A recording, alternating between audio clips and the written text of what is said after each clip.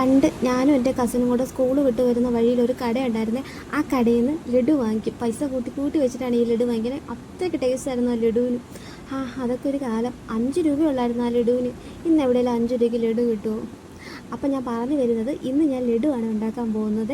എങ്ങനെയാണെന്ന് കാണണ്ടേ? ഒട്ടും തന്നെ എണ്ണ ചേർക്കാതെയാണ് ഈ ലഡു ഉണ്ടാക്കുന്നത്.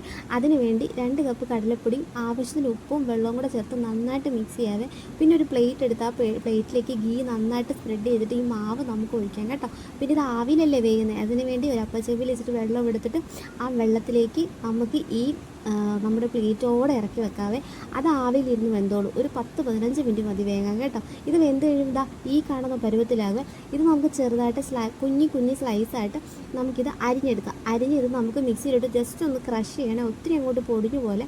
ഇനി നമുക്ക് ഒരു പാൻ എടുത്ത് ആ പാൻ്റെ അകത്തോട്ട് ഉണക്കമുന്തിരി ഒന്ന് വറുത്തെടുക്കുക. അതേ നെയ്യിലേക്ക് തന്നെ നമുക്ക് ഈ പൊടിച്ച് വെച്ചിരിക്കുന്ന പൊടിയും കൂടെ ചേർത്ത് ഇളക്കാം. കുറച്ച് ഏലക്കാപ്പൊടി, കുറച്ച് നെയ്യും കൂടെ ആഡ് ചെയ്തിട്ട് നന്നായിട്ട് ഇളക്കാം കേട്ടോ.